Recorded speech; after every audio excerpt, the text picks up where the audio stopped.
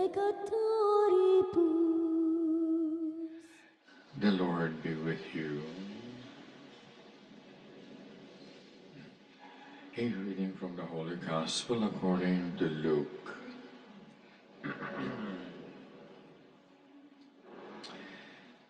Jesus said to the chief of the Pharisees who had invited him to dinner, "Whenever you give a lunch or dinner, do not invite your friends or brothers or relatives or wealthy neighbors. They might invite you in return and thus repay you. Now when you have a reception, invite beggars and the crippled, the lame, and the blind. You should be pleased that they cannot repay you, for you will be repaid in the resurrection of the just." The Gospel of the Lord. Let us all be seated.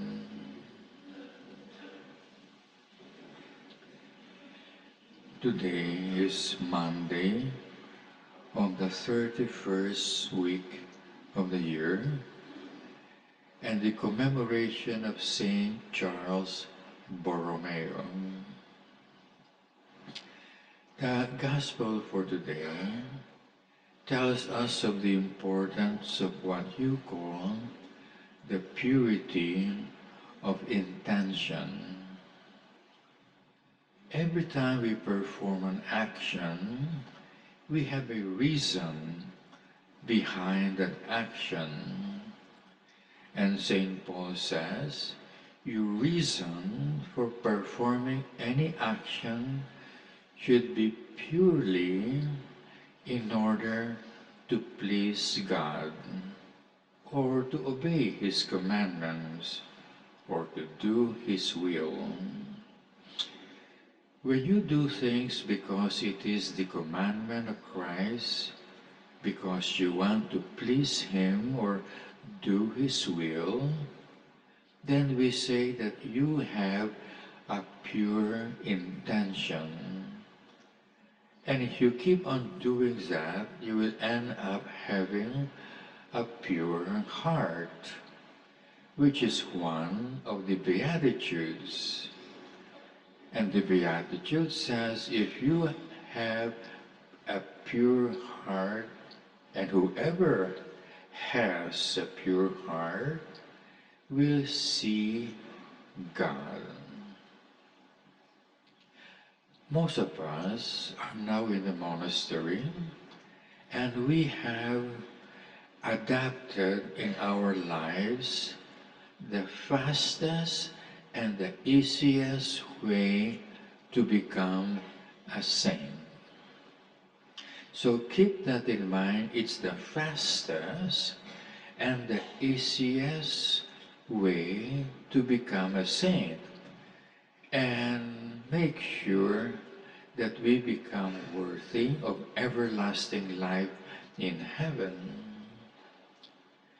The fastest and the easiest way to become a saint is to put into practice the three evangelical counsels. The first one of which is poverty,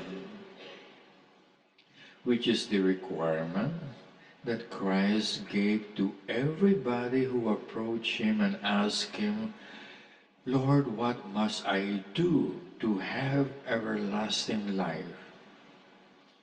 And Christ says to practice poverty. Go home, sell all your things, give it to the poor, leave father, mother, brother, sister, lands, and so on. That is the first step to adopt the fastest and the easiest way to go to heaven. And most of us have done this first very important step. We have left home, we have left parents, brothers and sisters. And since we have already adopted the first evangelical counsels, which enables us to go fast forward towards heaven, we must continue to go fast forward.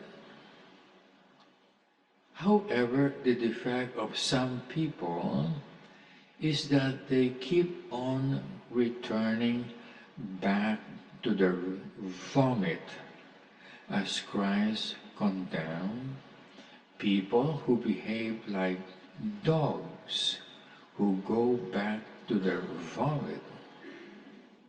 So they leave their homes, but they keep on going back to their homes.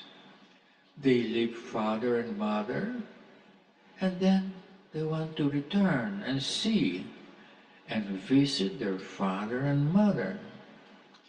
They left brothers and sisters and children, and then they want to go back and talk to their father, brothers, sisters, and children. And so what happens is, instead of going fast forward, they are going backwards. To go forward, we need the grace of God. So if you go backwards, to go forward again, you need the grace of God. But the question is, will God give you the grace again? Since you went backward, will God give you the grace again to go forward? And so the gospel for today describes the second step, the second evangelical counsel that should enable us to go fast forward towards everlasting life. And that's chastity. Chastity, precisely, is giving up human affection, not divine charity. It is human affection that we detach ourselves from. And so we see the gospel for today, people who hold a party, and who do they invite? Their husband, their wife, their children, their friends, their relatives, their relations. Now, if we have given those things up, how can we return to that practice? And so our intention of holding a party is to please our relatives, our friends, and our loved ones. And Christ says there is nothing wrong with that. There is nothing wrong with that. But if you get bogged down in that, you will never progress. And so Christ suggests that when we hold parties, that we invite those who cannot invite us in return. Because if we do so, we can be very sure that our invitation is because it is to please God, it is to obey the commands of Christ, which is an act of love for God. Christ says he who is a pleaser of man cannot be a pleaser of God. And so you see, when we keep on going home to visit our parents, visit our brothers and sisters, or even just going back to our home, which Christ says we have to leave behind, we keep on going back.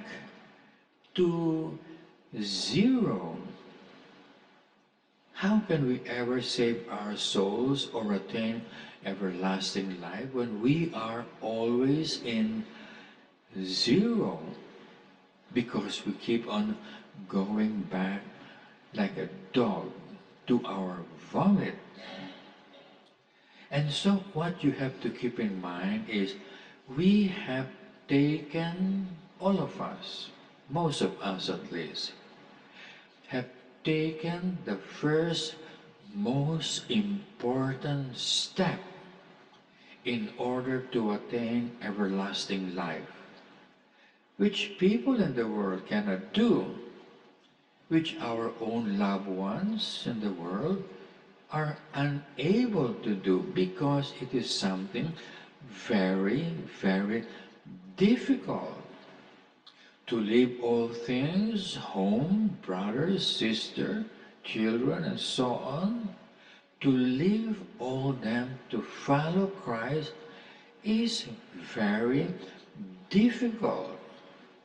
So difficult that you need the grace of God to do it. And if you keep on returning to them, you lose the grace. And so next time, when you like to take this first important step that will hurry us to attain everlasting life, we will find out we can no longer do it because the grace is no longer there. And so the gospel is telling us, especially for us living in the monastery, and especially us who have taken the first most difficult step towards holiness, let's hurry forward. That first step precisely shows us we want to take the easiest and the fastest way towards heaven. Continue to do so, and let us not commit the mistake of keep on returning to those things that we have left behind. St. Paul says, always strain forward, for he who puts his hand on the plow, Christ said, but looks back is not worthy of me. In the name of the Father, the Son, the Holy Spirit.